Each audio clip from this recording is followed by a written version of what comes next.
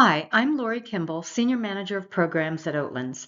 As part of Reclaim Your Story, the descendant-led initiative started in 2013, we are documenting the people who were enslaved and free at Oatlands and Belfield and sharing their stories and their descendant stories. The Rust, R-U-S-T, and Russ, R-U-S-S, families can trace their ancestry back to the late 1700s with the births of two men, probably brothers. We will talk about them in a future video.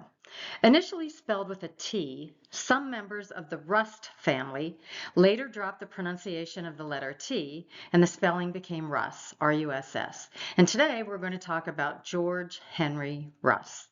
George was born into slavery in 1859 to Daniel and Eliza Russ at Oatlands. Nothing has been uncovered so far about his early life. The first time we see his name in a record is the 1870 federal census, when formerly enslaved people were enumerated for the first time. George is in the household of his grandfather Joseph Russ, along with George's parents Daniel and Eliza, and at least 6 siblings. Fast forward to 1881, when George Henry married Frances Moten.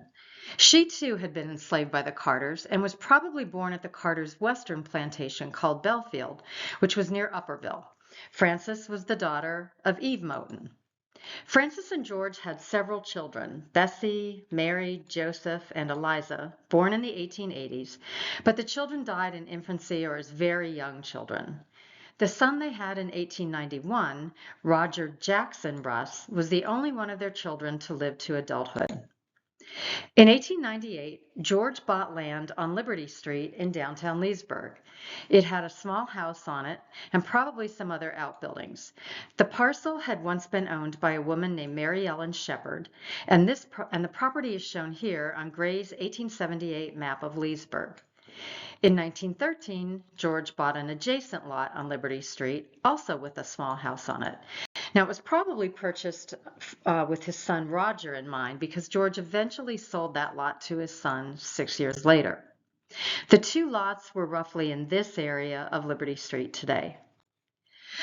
George Russ was a carpenter. The fact that he was recorded in the census with that occupation suggests he was highly skilled and not just a laborer. George was active in the Loudoun community, involved with the Mountain Gap Lodge number 2047 Grand United Order of Odd Fellows. Mutual aid societies like the Odd Fellows were formed after the Civil War to help members and their families through difficult times and to provide financial, social, and educational support. The Mountain Gap Lodge was chartered in 1880, and the men met in Gleedsville or Mountain Gap, both near Oatlands. George was also active politically as a member of the colored Republicans of the 8th Virginia Congressional District. When Benjamin Harrison was elected president in 1889, African Americans hoped for fairer treatment from their government and actively endorsed particular men for cabinet positions. This article in The Leader, a newspaper in Washington, D.C., describes George H. Russ as a member of the colored Republicans of the 8th Virginia Congressional District, and he participated in a convention to elect delegates to the National Colored Convention in Washington, D.C. George and Francis's son Roger was drafted in World War I and served in Battery D, the 351st Regiment Field Artillery. When he returned from the war, it's not clear if Roger ever lived in the house he bought from his parents. By the time the 1920 census was taken, he was living in Baltimore with his wife Margaret, and he was working in a local iron factory. Frances Russ died in 1935 and George Henry in 1937, and both are buried in Mount Zion Cemetery in downtown Leesburg. Roger and his wife did not have children, and he was buried in the same cemetery as his parents when he died in 1951. Born into slavery at Oatlands, George Henry Russ was one of Loudoun's community builders after the Civil War. He knew that land ownership was key to a better life for himself and his family, and he bought land in downtown Leesburg. He was involved in both local mutual aid societies and Loudoun early civil rights movement. George Henry Russ's story is not flashy, nor is it unique, but it is special.